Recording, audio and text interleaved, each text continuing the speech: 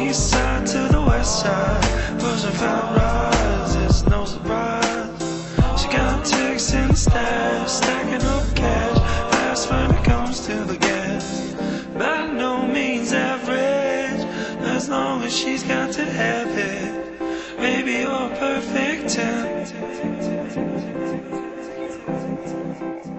All right, ladies and gentlemen, this is Geeks United with a special Game of Thrones short edition here. Al and I just couldn't stay away, isn't that right, Al? You can't. It's an addictive show now. I mean, it's not even a show anymore. It's an event. It is every single week, although there's only 7 weeks this year. I know, right? I mean, you know, I'm glad that they're gonna like wrap it up at some point, but I just sort of want it to go on forever, like Doctor Who. I don't know about that. Let's just keep Peter Moffat out of it, and then we're kind of good to go. Well, so with that, I mean, there's a couple things that I think is pretty great about the opening one. Obviously, I think the opening scene will go down as one of the greatest scenes in Game of Thrones history. The phrase itself, "Tell them winter came for House Frey," I was just like, holy shit. Right? Holy shit. Like, yes! I was a big fan of what "the sheep are not safe as long as one wolf's alive." That was probably my favorite line of the night. Oh my god, it was so good. And I think it was sort of genius because first episodes in Game of Thrones for the seasons, they always just sort of like they pace a little slower and they sort of set up the rest of the season. Yeah. I felt like this intro was like, we know you've been waiting for over a year. We're going to throw you a bone with like the most badass scene in the history of the show. And then we'll just get into our normal opening season pacing and all that. Yeah, kind of exactly. stuff. They're just like, all right, guys, we'll just help you out with this. And then, they definitely went right into where, it was after the big opening scene. I mean, we're going to talk spoilers on this, right? Or are we not going to talk Oh, spoilers God, yeah. Okay, I mean, it's been 22 hours. People should have watched it by now. I know. My one friend, she texted me. She's like, hey, do you have an HBO Go login? I'm like, no, it's not mine to give out. Yeah, so, that's how mine is too. And then she's like, well, I can't go on social media for the next 24 hours. I'm like, well, hey, I don't know what to tell you. So you cannot. Sorry. You might want to just call and pay the $9.99 a month. I know, right? Just kind of for 2 months. Or find more friends with HBO.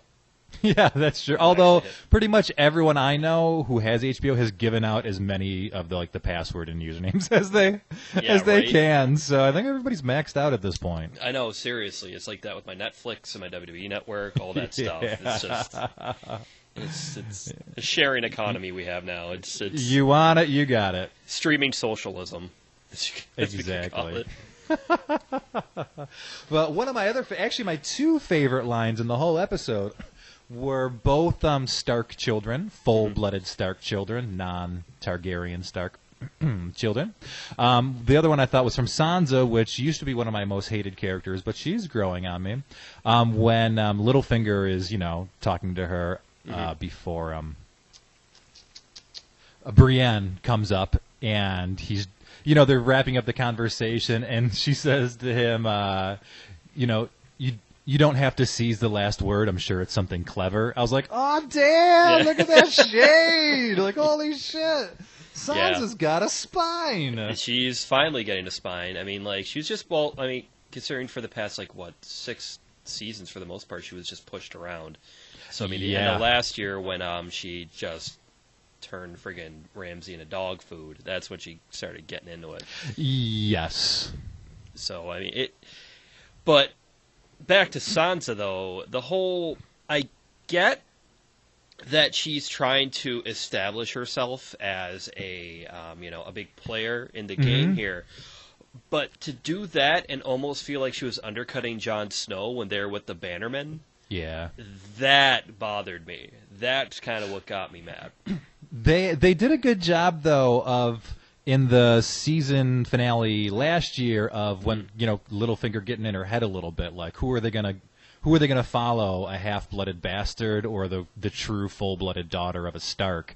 So I think that she started to believe that a little bit too. Oh well, he was definitely playing her the whole time. Oh yeah, so, absolutely. That's sort of what he does. He's the real main character of the whole show, I think. He's just him and Varys are the two just real guys running the show here, since they have the knowledge and they have the tongue, they can just work their way around what they need to do. They're like the Dick Cheney of Westeros politics. That's probably the best way that we could put that.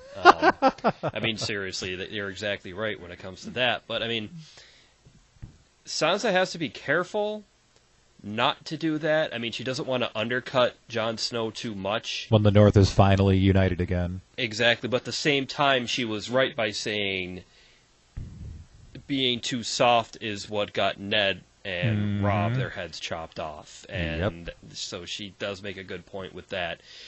There's going to be a lot of contention. Hopefully they'll kind of work it out, I hope. But we only have 7 episodes this year to kind of figure it out. So we'll see how that goes with them. But that was kind of what went wrong with them for the most part. And then there's, of course, the Lannisters. Fun and upbeat as always. Oh, I know, right?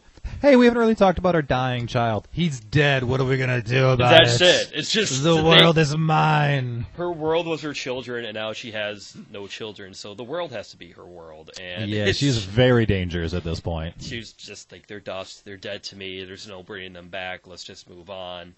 She has become such a... Cersei, we should specify, has become such a darker character as when she really started. She just kind of seemed like, pardon the term, but a manipulative bitch when the series was going on for the first 6 seasons. But when now she's just like a badass.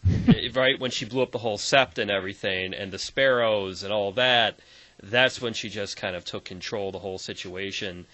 And it's just funny to see, because I watched the first episode to just watch it. Just to kind of, just see how far they came, and just how her and Jaime's past have just diverged so completely from each other is just such a He's sort of become the voice of reason in the Lannisters, which who would have friggin' guessed that 6 years ago? I mean, getting your hand cut off probably does that to a man, I'm assuming. But that is very true. If we could go back to the whole hand cut off thing just for a split second, I do have to say it was funny how people felt pity for him, and they're like, "Oh, why'd they cut off Jaime's hand?" I didn't at all. I didn't at all. Like, your wife did. I know, Katie did. I mean, and a couple of other friends were like, "He's like, I don't know, I feel bad for him." Yeah, he pushed like an 8-year-old out a 3-story window. I know, and while sleeping with his sister. It all cut up to him finally. Oh, his hand got cut off. Well, good. It should have been cut off a long time ago. Other parts should have been cut off him too. Right. I mean, his nickname is the Kingslayer. He's probably not a great guy. No, and he should have just got the whole reek treatment, in my opinion, a while back. But yes, and then they should make everyone barbecue sausages every time he's around. That was one of the best transitions ever. Awful. So bad. And then, of course, the motley crew of Targaryens and Lannisters and Greyjoys have hit the southern... Yeah, they got to Dragonstone, which is the name of the episode also. Shit ton of ships? Yes, that was... what was his name? That was the... holy crap. From the Iron Island? Baratheons, yes. It was the Stannis. Stannis' stronghold.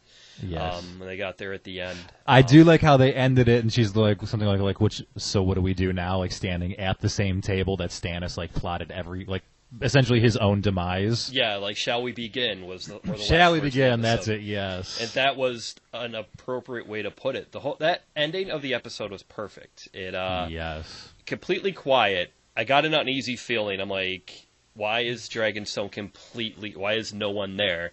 I mean, it makes sense Stannis took everyone out of there, but you figured somebody would have come in. I figured someone would have been there. I mean, I'm sure that the Lannisters were aware that, that Daenerys was coming, so I assume that they'd maybe have something there, I don't know, an army there to be ready for her.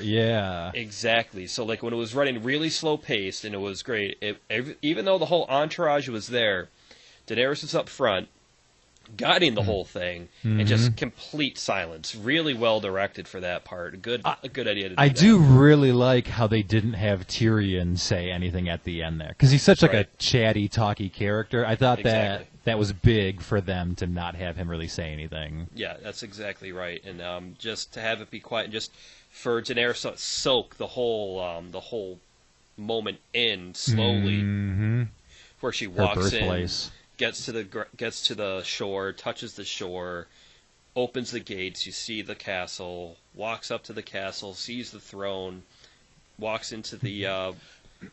I thought it was boardroom. excellently done that she did not go and sit on the throne. Yes. Also, I really like that part of it, that they did not have her. I just assumed she would walk in, sit on it, and be a badass while sitting on the throne. And that was the end. They cue up the music or whatever. Exactly. That's exactly how I thought it was going to happen. So I like that she sort of avoided that to go straight to like the planning room, because like that's who she is. She's not about like pomp and circumstance. She is like, I'm here to get shit done. Yes. And like walking to the planning room and saying, "Shall we begin?" is like right in line with her character. It's a great way to end it. It was a really nice way to end the series. Excuse me, the episode. Plus, also, we did have a little. What do you think of the whole part with the Hound? His whole almost redemption storyline. Yeah. All of a sudden, he's like, what do you see? Flames, and we'll really look in, and all of a sudden, it's just like, oh shit. Yeah. Oh shit. Yep. This is. I don't. Which is on purpose, I'm sure. I don't really like them as a group. The light. The Brotherhood Without Banners. Like yes, those guys. thank you. Okay. Yeah, like I don't. They creep me out a little bit, but I like that he's a part of them, and that he shoveled graves for the family that essentially he was responsible for their deaths. Yeah, let's talk about real quick. One of the unsung heroes of the whole show is the previously little clips that they show beforehand, because they remind you of little tiny things that you wouldn't even think of before, but then they're just like, oh, remember the Hound went to this man and daughter's house, stayed there, ended up robbing them, and just basically told them they're going to die. Sometimes when I'm watching that clip in the beginning of the show, I was like, why are they showing that? And every time I'm like, oh. It brings you right back, and then it takes plot points from, 2-3 years ago. It just brings them right back to the forefront, so you still remember what's going on, which is really nice. And the same also with the opening credits. I mean, everyone talks about how great they look, how awesome they look. But what I love to do while watching the opening credits is to keep an eye out for new locations that they show, or the place that they show, because those are going to be in the episode. So you can get prepared to know where you're going to be focused on. And even just like the overall expansion of the map is a really cool feature of it as well. Yeah. Like the first time they visit places, there's just like a whole new sort of like animation. A whole new, and that's what gets me excited when I see we're going to go to a new place now. It opens up the map, the whole mythos, and it's a great idea from the directors to do that. It is, and the place, Al, I believe that we are going to go is now off of this recording, because we were at 13 minutes, and we promised 5 to 7 minutes at the beginning of this whole thing. Promises are meant to be broken. So never trust Al, people, apparently. It's like the worst motivational Game of poster Thrones ever. It's such a bad influence on me. I'm living the thrones, man. I know, I'm living the thrones. The Game of the Thrones, the Song of Ice and Fire.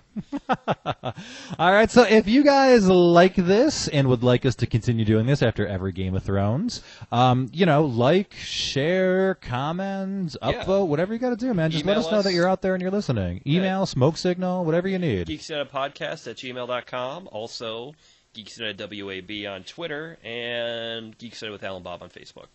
Contact me and contact Al. I don't know what side yet Al is going to be on this video, so I'm pointing at both sides. Okay. I sort of look like I'm doing a chicken dance.